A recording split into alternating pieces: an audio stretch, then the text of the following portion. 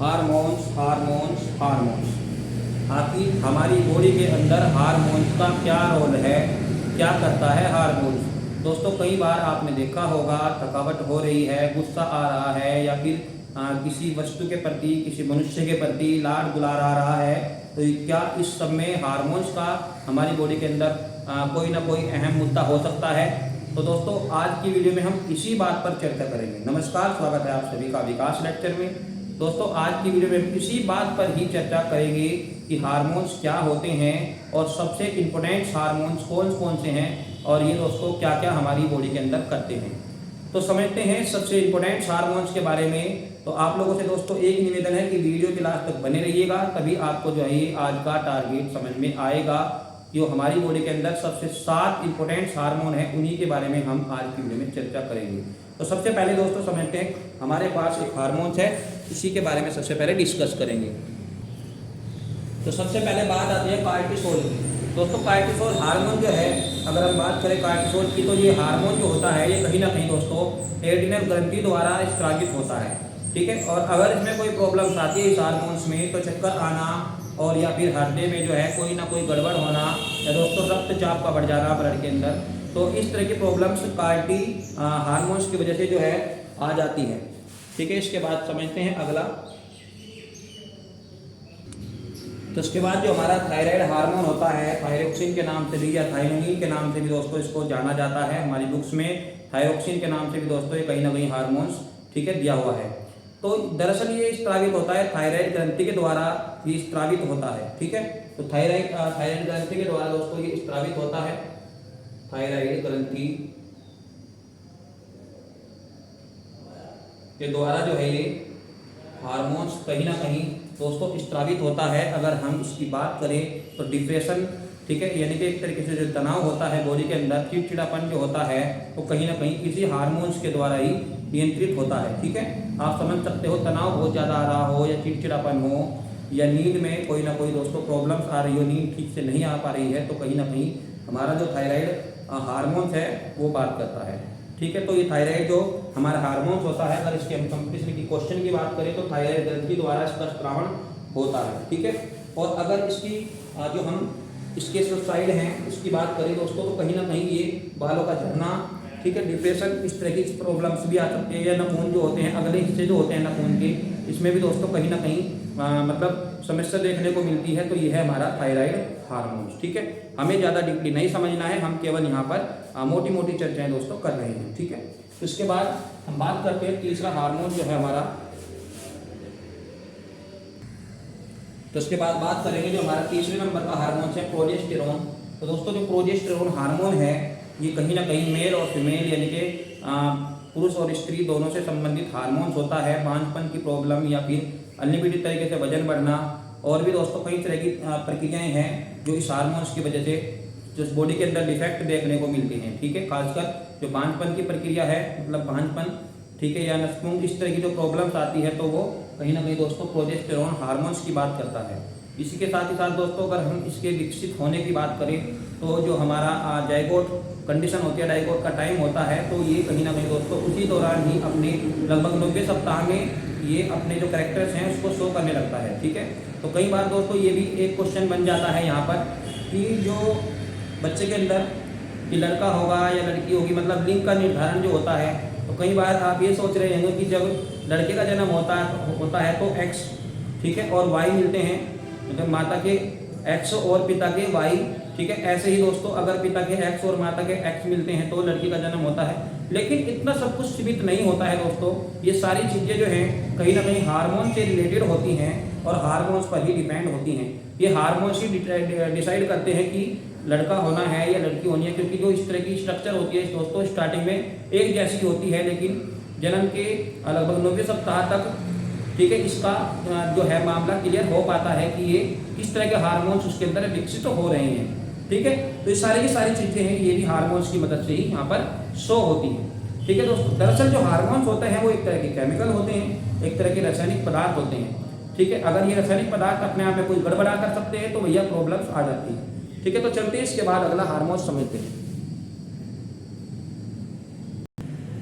तो दोस्तों ये हार्मोन टेस्टोस्टेरोन हार्मोन भी कहीं ना कहीं किससे संबंधित है, ये भी दोस्तों कहीं ना कहीं मेल फीमेल से संबंधित है, यानी कि ये भी हमारे लिंग से रिलेट करने वाला हार्मोन है दोस्तों। जो लिंग का निर्धारण होता है उसमें भी टेस्टोस्टेरोन का और प्रोजेस्टेरोन की तरह ही इसका भी विशेष योगदान होता है।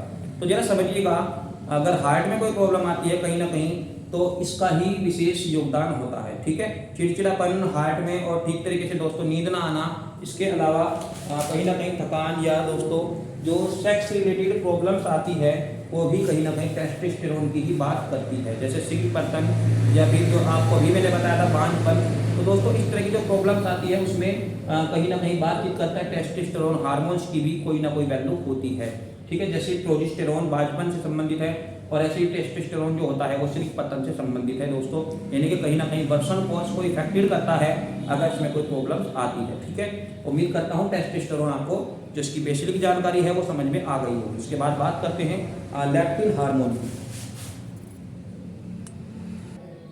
तो दोस्तों जो हमारा लैक्टिन हार्मोन होता है ये कहीं ना कहीं कोशिका में जो वजन से मतलब वसा से जो रिलेटेड मामला है सारा का सारा, इसी से ही इसका निर्माण होता है, यानी कि कोशिका के अंदर जो वसा का संचार होता है कहीं ना कहीं दोस्तों एंडोप्लाज्मिक रेटिकुलम से इसका संचार होता है, यानी कि इसका निर्माण जो होता है वो वसा कोशिका से होता है, आप इसको ऐसा कह सकते हो। तो दोस्तों ये इससे संबंधित है, कहीं ना कहीं हमारे भूख से संबंधित है और हमारे वजन से भी संबंधित है। कई बार दोस्तों आप ये समझते होंगे कि अगर हम ज़्यादा खाना खाएंगे तो हमारा वजन बढ़ जाएगा, शरीर जो है वो फूल जाएगा, ऐसा बिल्कुल भी नहीं है। दरअसल ये सारी की सारी जो समस्याएं आती है ये हार्मोन्स के अनियंत्रित होने की वजह से ही ऐसा मामला गड़बड़ा जाता है, ठीक है। अगर हार्मोन्स जो है कहीं ना कहीं अपना काम ठीक तरीके से नहीं कर रहे हैं, उचित मात्रा में नहीं हो रहा है इनका स्त्रावण, तो दोस्तों सिस्टम जो है गड़बड़ा सकता है। और कहीं ना कहीं अगर हम बात करें तो भूख और वजन से संबंधित अगर बात होती है तो भैया ये लैक्टिन हार्मोन जो है यहाँ पर बात करता है, जो हमारी बॉडी के लिए मेल फीमेल दोनों के लिए ही बहुत ज़्यादा, ठीक है, क्या है, महत्वपूर्ण है। क्योंकि वजन की बात हो रही है तो भैया वर्तमान टाइम में ऐसा देखने को अक्सर मिल रहा है। तो आप ऐसा समझ सकते हो कि जो हार्मोन्स है ये भी कहीं ना कहीं बॉडी में अपनी एक वैल्यू रखता है, ठीक है। तो आपकी समझ में आ गया होगा, इसकी बेसिक जानकारी जो है आपकी समझ में आ गई होगी। इसी के बाद बात करेंगे दोस्तों इंसुलिन हार्मोन, ठीक है। इंसुलिन हार्मोन आप इसको जानते होंगे, इंसुलिन हार्मोन को कोई नई बात नहीं है इंसुलिन की, इंसुलिन हार्मोन, ठीक है। इंसुलिन हार्मोन के बारे में ज़्यादातर लोग जानते होंगे। तो दोस्तों कहीं ना कहीं हमारे शुगर लेवल से जो है इफेक्टेड है, शुगर लेवल के बारे में ही हमें बताता है कि अगर खून के अंदर कहीं ना कहीं ग्लूकोज की मात्रा ज़्यादा बढ़ जाती है तो दोस्तों उसको नियंत्रित करने का काम इंसुलिन ही करता है। समझ सकते हैं आप, यदि आप ज़रूरत से ज़्यादा मीठा खा रहे हो तो बिना वजह आपको डरने की ज़रूरत नहीं है। अगर आपकी बॉडी के अंदर ये ठीक ठाक तरीके से जो है ग्लूकोज का पाचन हो रहा है तो बिना वजह आपको डरने की कोई ज़रूरत नहीं है दोस्तों, ठीक है। क्योंकि जब आपका जो इंसुलिन हार्मोन है वो बॉडी के अंदर ठीक प्रकार से काम नहीं करता है तभी ऐसा देखने को मिलता है कि भैया जो डायबिटीज है वो हो गया है। तो कहीं ना कहीं जब हम बात करते हैं इसकी इंसुलिन की बात करते हैं तो अग्नाशय ग्रंथि का जिक्र दोस्तों अपने आप आ जाता है, ठीक है। अगर मैं आपको सिंपल सी बात बताऊं कि जब बॉडी के अंदर जो ब्लड होता है, खून जो होता है, और उसके अंदर जब ग्लूकोज की मात्रा ज़्यादा बढ़ती है तो जो अग्नाशय है आपका, अग्नाशय क्या करता है, अग्नाशय जो इंसुलिन का स्त्रावण है उसको करता है, ठीक है। यानी कि कहीं ना कहीं डिमांड आती है कि भैया इंसुलिन हार्मोन को बनाइएगा, इंसुलिन हार्मोन को बनाइएगा। तो इंसुलिन हार्मोन क्या करता है, ये कहीं ना कहीं दोस्तों ग्लूकोज की जो खून के अंदर मात्रा है उसको कंट्रोल करने में हेल्प करता है। तो कुल मिला के आप समझ सकते हो कि आज के टाइम में जो है इंसुलिन हार्मोन का अपने आप में विशेष कार्य रह गया है, क्योंकि कहीं ना कहीं दोस्तों ज़्यादातर आप देखते भी होंगे शुगर लेवल सबका बढ़ा हुआ होता है, ठीक है। और अगर हम वही इसकी बीमारी की बात करें तो डिप्रेशन और दूसरा तनाव में रहना, सिर दर्द या फिर चिड़चिड़ा स्वभाव दोस्तों इसकी वजह से हो सकता है, ठीक है। और अगर हम इसकी थोड़ा सा साइड की बात करें तो दोस्तों हल्का सा बुखार यानी कि शरीर में जो है टेम्परेचर हल्का सा बना रहता है, तो ये सब जो है इंसुलिन हार्मोन की वजह से ऐसा देखने को मिलता है। तो उम्मीद करता हूँ दोस्तों ये इंसुलिन हार्मोन की जो छोटी सी जानकारी है वो आपको समझ में आ गई होगी। वही इसके बाद हम बात करते हैं सबसे अच्छा जो हमारा हार्मोन्स है। तो दोस्तों इसके बाद हम समझते हैं एस्ट्रोजन हार्मोन क्या होता है। एस्ट्रोजन हार्मोन दोस्तों कहीं ना कहीं ये भी लिंग से ही संबंधित है, लिंग से ही रिलेट करने वाला हार्मोन्स है। आप ऐसे कह सकते हो कि जो महामारी साइकिल आती है, मतलब कहीं ना कहीं दोस्तों जो महिला को जो रक्त स्त्राव होता है हर महीने, इसको आप क्या कह सकते हो, महामारी साइकिल कह सकते हो। तो दोस्तों कहीं ना कहीं अगर इस हार्मोन्स की वजह से कोई गड़बड़ा सिस्टम हो सकता है, कोई गड़बड़ हो सकती है, तो कहीं ना कहीं दोस्तों रक्त का जो स्त्रावण है वो बहुत ज़्यादा मात्रा में होने लगता है। ठीक है। और दोस्तों अगर हम इसके साइड इफेक्ट की बात करें, अन्य प्रभाव की हम बात करें तो सिर में दर्द होना, स्वभाव जो है चिड़चिड़ा रहना, वजन बिना मतलब बढ़ना, दोस्तों ये सब एस्ट्रोजन हार्मोन्स की वजह से देखा जाता है। ठीक है, तो समझते हैं अगला हमारा जो है, तो दोस्तों कहीं ना कहीं अगला हमारा जो बात करते हैं हम, तो दोस्तों इसके बाद हम एक्स्ट्रा हार्मोन्स का यहाँ पर जिक्र करते हैं जिसका नाम है ऑक्सीटोसिन हार्मोन। तो दोस्तों जहाँ तक मैं समझता हूँ कि इस वीडियो के जो लास्ट टॉपिक हमने लिया है ऑक्सीटोसिन हार्मोन, कहीं ना कहीं दोस्तों बड़ा ही इंपॉर्टेंट हार्मोन है। ठीक है, दरअसल ये क्या काम कराता है शरीर में दोस्तों, अगर हम किसी के प्रति कोई दयावान दिखाते हैं या फिर कोई प्रेम वगैरह प्यार वगैरह की बात जताते हैं तो ये कहीं ना कहीं दोस्तों सारा का सारा जो देख रेख करता है ऑक्सीटोसिन हार्मोन कहीं ना कहीं दोस्तों संबंधित होता है इससे।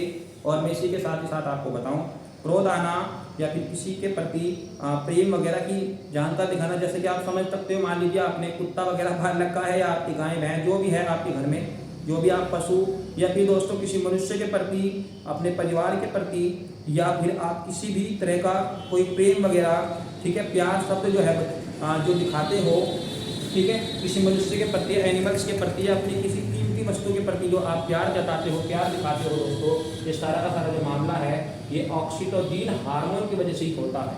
ठीक है, वही दोस्तों अगर हम काम इच्छा की बात करें तो वो ही इसमें ही दोस्तों इसका भी विशेष योगदान होता है।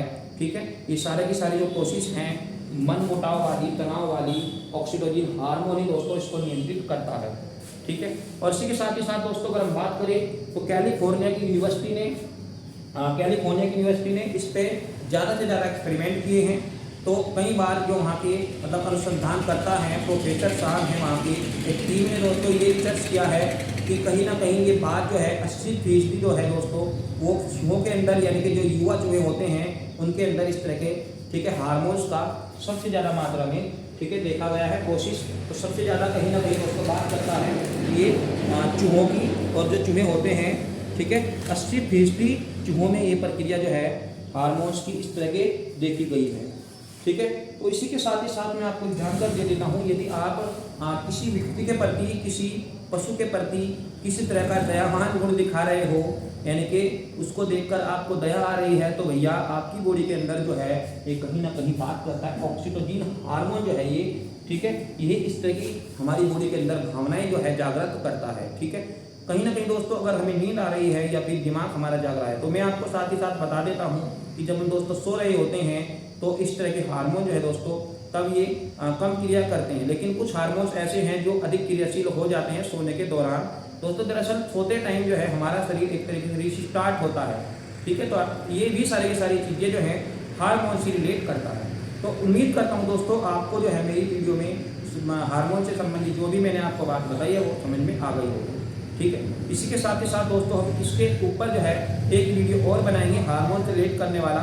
इसमें जो मैंने आपको बताया है केवल आपको मेन कार्य ही बताए हैं हार्मोन्स, ये स्रोत कहाँ है, इनके स्रोत क्या हैं, इनकी प्रकृति कैसी होती है, और ये दोस्तों मतलब एकदम से जो डीपली है इनका केमिकल स्ट्रक्चर कैसा है, वो सभी हम दोस्तों इसके बाद की वीडियो में चर्चा करेंगे। ठीक है, तो आज की वीडियो में केवल इतना ही। खुश रहिए, मस्त रहिए, और इस हार्मोन्स का जो है थोड़ा सा ध्यान रखिएगा, कहीं ना कहीं दोस्तों आप भी इसके प्रभाव में, ठीक है, कहीं एक्टिव हो या नहीं हो। वैसे तो ये सभी को होता है। ठीक है, ये हार्मोन जो है मतलब दयावान होना या इस तरह की जो प्रेम भावना की जो बात होती है दोस्तों, इस सभी के अंदर इस तरह की चीज़ें जो है आंकी गई है, देखी गई है। ठीक है, ऐसा एनिमल्स के अंदर भी होता है और ऐसा मनुष्य के अंदर भी देखा गया है। कुल मिलाकर आप समझ सकते हो कि जितने भी मैमल्स हैं, स्तनधारी हैं, ठीक है, कहीं ना कहीं उनके अंदर ये, ठीक है, ज़्यादा से ज़्यादा जो है रिलेट करता है। तो आप इसको समझ गए होंगे। ठीक है, तो ये सारे के सारे हार्मोन जो है हमने मेन हार्मोन्स के बारे में पढ़ा।